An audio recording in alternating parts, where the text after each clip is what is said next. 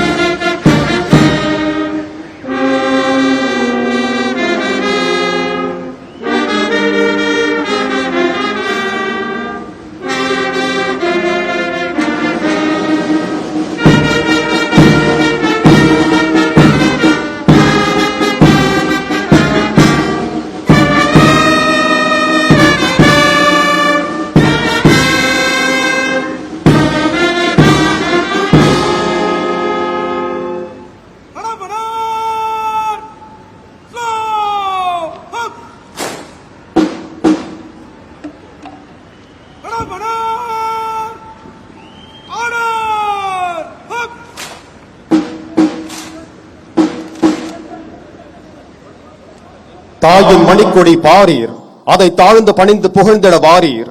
பாரதியாரின் இந்த பாடல் நம் தேசிய கொடியை தாயின் மணிக்கொடியாக போற்றி அதன் கீழ் நாம் அனைவரும் ஒன்றுபட்டு நிற்க வேண்டும் என்ற தேசப்பற்றையும் பெருமிதத்தையும் இத்தருணத்தில் எடுத்துரைக்கிறது.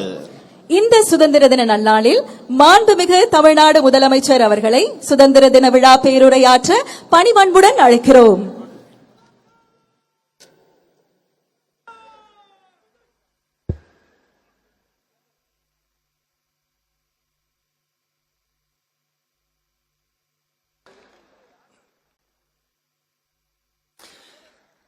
தமிழ்நாடு சட்டமன்ற பேரவைத் தலைவர் அவர்களே,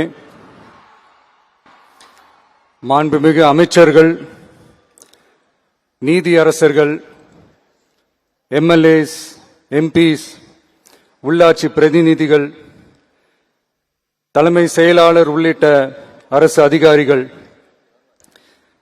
நம்ம தாய் நாட்டின் சுதந்திர போராட்டத்தில் பங்கேற்று இன்னைக்கும் வாழ்ந்துட்டு இருக்கிற தியாகிகள், தற்போது குடும்ப ஓய்வூதியம் பெற்று வரும் சுதந்திர போராட்ட தியாகிகளின் வாரிசுதாரர்கள், டிஜிபி உள்ளிட்ட அனைத்து காவல்துறை அதிகாரிகள், முப்படைகளை சேர்ந்த அலுவலர்கள், வீரர்கள், சிறப்பு விருந்தினர்கள், இன்னைக்கு இந்த சுதந்திர தினத்துல கோட்டையில கொடியேற்றுறத பார்க்க வந்திருக்கிற பொதுமக்களுக்கும் இந்த சுதந்திர தினத்தை கொண்டாடிக்கிட்டு இருக்கிற என் நெஞ்சில் குடியிருக்கும் தமிழக மக்களுக்கும் மாணவ மாணவிகளுக்கும் அனைவருக்கும் என்னுடைய சுதந்திர தின நல்வாழ்த்துக்கள், என்னுடைய வணக்கத்தையும் தெரிவிச்சுக்கிறேன். தங்களுடைய உயிரை, உடமைய, வாழ்க்கைய எல்லாம் இழந்துட்டு நமக்காக சுதந்திரம் வாங்கி கொடுத்த நம்ம சுதந்திர போராட்ட தியாகிகள், அதுல பிரபலமானவர்கள் மற்றும் பேர் தெரியாதவங்க அப்படின்னு இருந்தாலும் அவங்க எல்லாருக்கும், ஏன் அவங்க ஒவ்வொருத்தருக்கும் தனிப்பட்ட முறையில் என்னுடைய வீர வணக்கங்கள்.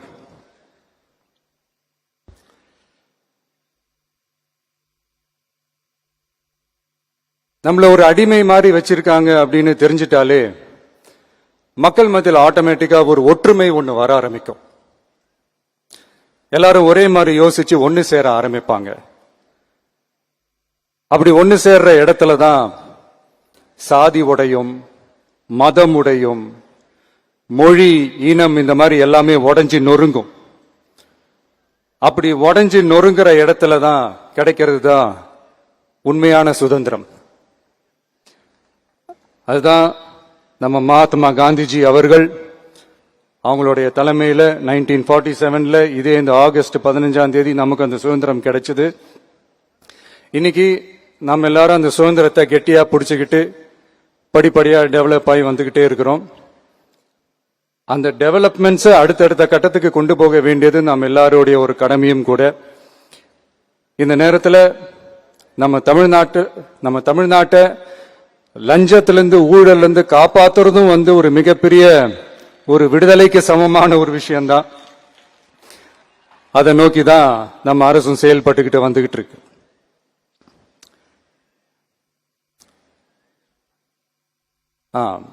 இந்த 386 ஆண்டு பழமையான இந்த கோட்டையில இங்க மேல ஏறி வந்து இந்த 80வது சுதந்திர தின நாள்ல நம்ம நாட்டோட தேசிய கொடியை ஏத்தி வச்சு இன்னைக்கு இந்த விழாவில் என்ன பேசவும் வச்சிருக்கிறீங்க. அதுக்காக உலகம் முழுவதும் இருக்கிற என்னுடைய தமிழ் சொந்தங்களுக்கும் தமிழ்நாட்டு மக்களுக்கும் ஜென்சி இளம் சிங்கப்படை தோழர்களுக்கும் என்னுடைய மனமார்ந்த நன்றியை தெரிவிச்சுக்கிறேன். பிறப்புக்கும் எல்லா உயிருக்கும் அப்படின்ற ஒரு மிகப்பெரிய ஒரு கோட்பாட்டை அடிப்படையா வச்சுதான் நம்ம தமிழ்நாட்டை லஞ்ச லாவண்யமற்ற போதைப் பொருள் கலாச்சாரம் இல்லாத பெண்கள் பாதுகாப்பு சமூக நீதி அடிப்படையில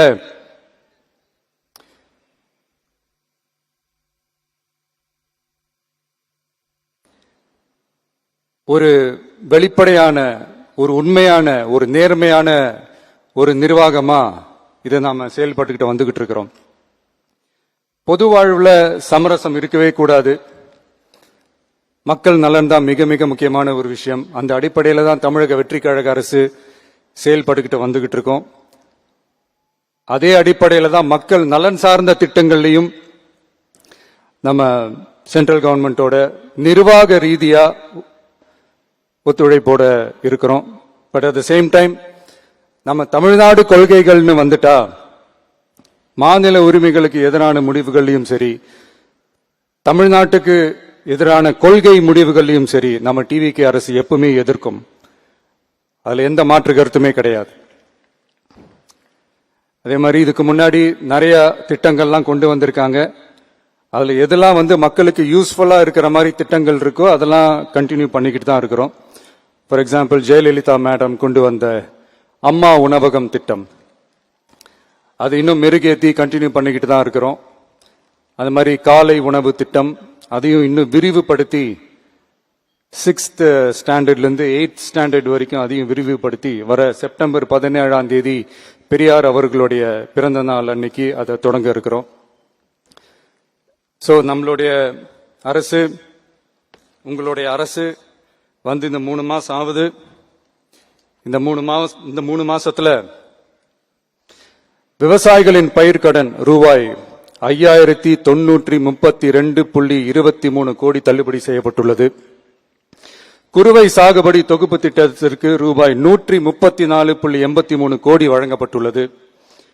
ஒன்றிய அரசு நிதியுடன் ரூபாய் 12,642 கோடியில் 125 நாள் வேலைவாய்ப்பு திட்டம் மற்றும் ஜல் ஜீவன் குடிநீர் திட்டம் ரூபாய் 18,123.05 கோடியில் செயல்பாட்டிற்கு கொண்டு வரப்பட்டுள்ளது. சுகாதாரத்துறையில் சேவைக்கு நலம் AI செயலி கொண்டு வரப்பட்டுள்ளது. பேரறிஞர் அண்ணாவின் பிறந்த நாளான செப்டம்பர் 15ஆம் நாள் தாய்மாமன் தங்க மோதிர திட்டம் ரூபாய் 755.83 கோடியில் தொடங்கப்பட உள்ளது. மக்களின் போக்குவரத்திற்கு ரூபாய் 127.21 கோடியில் 300 புதிய பஸ்கள் வழங்கப்பட்டுள்ளது. தமிழ்நாட்டில் மது பழக்கத்தை குறைத்திடும் வகையில் முதற்கட்டமாக 717 டாஸ்மாக் கடைகள் மூடப்பட்டுள்ளன. வெளிப்படையான நிர்வாகத்திற்காக நவீன தொழில்நுட்பத்தை பயன்படுத்தி கணினி மயமாக்கப்பட்ட நிர்வாகம் செயல்பாட்டில் உள்ளது. முன்னெப்போதும் இல்லாத ஆளில்லா பத்திரப்பதிவு செயல்பாட்டிற்கு கொண்டு வரப்பட உள்ளது. கோயில் நிலங்கள் கணக்கெடுக்கப்பட்டு அனைவருக்கும் தெரியுமாறு ஆன்லைனில் ஏற்றப்படுகிறது. வருவாய்த்துறையில் அனைத்து சான்றிதழ்களும் 15 தினங்களுக்குள் வழங்கப்படுகிறது. லஞ்சம் வாங்குவதை புகார் செய்ய புதிய வாட்ஸ்அப் எண் அறிவிக்கப்பட்டுள்ளது. அரசின் வருமானம் தனிநபருக்கு செல்வது தடுக்கப்பட்டுள்ளது. அனைத்து துறைகளிலும் லஞ்சம் ஊழல் ஒழிக்க தொடர் நடவடிக்கை எடுக்கப்பட்டு வருகிறது. கனிம பயன்பாடு முறைப்படுத்தப்பட்டு நவீன தொழில்நுட்ப உதவியுடன் விநியோகிக்கப்படுகிறது. சட்டம் ஒழுங்கு தீவிரமாக கண்காணிக்கப்பட்டு பராமரிக்கப்பட்டு வருகிறது. ஜூன் மாதம் 29, 30 தேதியில் நடந்த மாவட்ட ஆட்சியர் மற்றும் காவல் கண்காணிப்பாளர் மாநாட்டில் சட்டம் ஒழுங்கு பிரச்சனையில கடுமையான நடவடிக்கை எடுக்க உத்தரவு போட்டிருக்கிறோம். அரசு அலுவலகங்கள் காவல் நிலையங்களும் மக்களுக்கான சேவை மையங்களாக மாறணும்னு வலியுறுத்தி இருக்கிறோம். அது மட்டும் இல்லாம கவர்மெண்ட் ஆபீஸுக்கு வர்ற மக்களுக்கு அவங்க குறைகளை தீர்க்கிறதுக்கும் தேவையான தகவல்களை பெறுவதற்கும் நலத்திட்ட உதவிகள் பெற கவர்மெண்ட் ஆபீஸை தேடி வர்றப்போ அவர்கள் மிகவும் கண்ணியமாக நடத்தப்படணும். மக்களை கனிவா அன்பா நடத்தணும்னு சொல்லி இருக்கிறோம். மக்களை அலைய விடக்கூடாது. கோரிக்கைகளை நல்லபடியா ஆராய்ஞ்சு சரியான வழியில தீர்வை தர சொல்லி இருக்கிறோம். சுதந்திர போராட்ட தியாகிகள் தங்கள் உயிரை தியாகம் செஞ்சு கிடைச்ச சுதந்திரம் மிக சிலருக்கான சுதந்திரமா மட்டும் இல்லாம ஒவ்வொரு இந்திய குடிமகனுக்கும் சுய மரியாதை, சம உரிமை, சம வாய்ப்பு மற்றும் கண்ணியமான வாழ்க்கையை வழங்கும் உண்மையான மக்கள் சுதந்திரமா இருக்கணுங்கிறதே எல்லாரோட மிகப்பெரிய எதிர்பார்ப்பா இருக்கு. அதை நிறைவேற்றுற பொறுப்பும் நம்மளோடது தான். தமிழ்நாட்டு மக்களோட இணைஞ்சு தமிழகத்தை இந்தியாவின் முன்மாதிரி மாநிலமாகவும் உலக அளவில் வளர்ந்த நாடுகளுக்கு இணையா தமிழ்நாட்டு பொருளாதாரத்தை 2036 ஆண்டுக்குள் $1.5 trillion உயர்த்திட நாம உறுதியேற்போம். மக்களே, எல்லாரும் ஓட்டு போட்டுட்டோம். உங்க அண்ணனை, உங்க தம்பிய, உங்க பிள்ளைய எல்லாரும் ஜெயிக்க வச்சு முதலமைச்சரா ஆக்கிட்டோம். அதனால நம்ம கடமையெல்லாம் முடிஞ்சிருச்சுன்னு சொல்லி யாரும் ஒதுங்கி போயிடாதீங்க. இனிமேதான் நீங்க நம்மளோடவே கூடவே இருக்கணும். உறுதியா நம்ம அரசோடவே கூட இருக்கணும். அப்பதான் உங்களுக்காக இருக்கிற எல்லா நல்ல திட்டங்களையும் என்னால செயல்படுத்த முடியும். 8 கோடி பேரோட அந்த பிரதிநிதி தான் முதலமைச்சர் பதவின்னு சொல்லுவாங்க. அதனாலதான் சொல்றேன், மக்கள் தான் ஆட்சியாளர்கள். இங்க நானு எல்லாருமே, அங்க இருக்கிறவங்க எல்லாருமே மக்களோட சர்வன்ட்ஸ். அப்படிதான் நான் அதை பாக்குறேன். வாங்க எல்லாருமா சேர்ந்து நம்ம கடமையை சேர்ந்து செய்வோம்.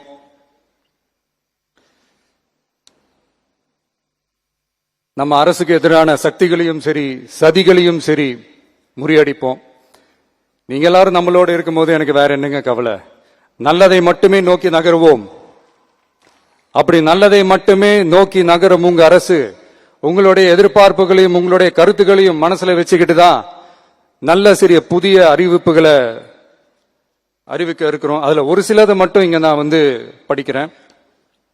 1, தாய்நாட்டிற்காக தன்னலமற்ற தியாகம் செய்து நமது நாட்டின் பாதுகாப்பிற்காக அரும்பாடுபட்ட முன்னாள் படை வீரர்களின் நலன் கருதி அவர்களது 2 மகள்களுக்கும் வழங்கப்படும் திருமண நிதி உதவி 25,000 ரூபாயிலிருந்து 50,000 ரூபாயாக உயர்த்தி வழங்கப்படும். 2, மாற்றுத்திறன் கொண்ட முன்னாள் படை வீரர் மற்றும் அவர்களை சார்ந்தோர்களுக்கு வழங்கப்பட்டு வந்த மாதாந்திர நிதியுதவி 5,000 ரூபாயிலிருந்து 7,000 ரூபாயாக உயர்த்தி வழங்கப்படும். 3, மாநில அரசால் விடுதலை போராட்ட வீரர்களுக்கு வழங்கப்பட்டு வரும் மாதாந்திர ஓய்வூதியம் 23,000 ரூபாயாக உயர்த்தி வழங்கப்படும். 4, மாநில அரசால் விடுதலை போராட்ட தியாகிகளின் குடும்பங்களுக்கு வழங்கப்பட்டு வரும் மாதாந்திர குடும்ப ஓய்வூதியம் 12,500 ரூபாயாக உயர்த்தி வழங்கப்படும். 5, வீரபாண்டிய கட்டபொம்மன், முத்துராமலிங்க, விஜய ரகுநாத சேதுபதி, மருது சகோதரர்கள் மற்றும் வாவு சிதம்பரனார் ஆகியோரின் வழித்தோன்றல்களுக்கு வழங்கப்பட்டு வரும் மாதாந்திர சிறப்பு ஓய்வூதியம் 11,500 ரூபாயாக உயர்த்தி வழங்கப்படும்.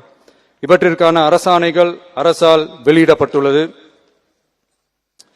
I once again extend my respectful greetings and salute the people of Tamil Nadu who has broken the caste and religious considerations, rejecting money and muscle power, and gave us an overwhelming support to establish people-centric and social justice government.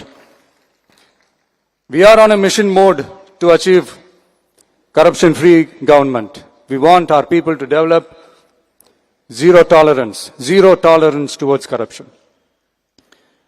And we appeal to the officials and the people of Tamil Nadu to make our state corruption-free.